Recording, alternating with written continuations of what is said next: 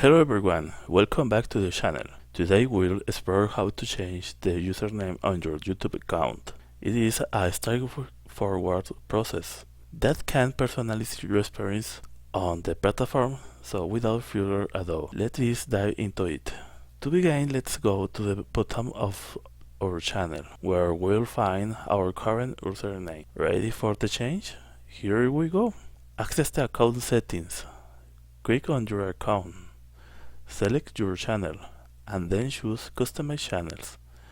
A new window will open. Within this window, look for the basic info. Tap. This is where we'll find the username. Now, simply erase the current name and type in the one you desire. Pay attention to the green arrow. If it appears you are in luck, that means the name is available. With the green arrow's approval, press Publish. Verify the change in the account section and confirm that your new name is in place. And that's it. Changing your username in YouTube is a piece of cake. I hope this tutorial has been helpful for you. If it was, give it a thumb up. Subscribe for more content like this and don't miss our upcoming updates. Until next time, and thank you very much for being here.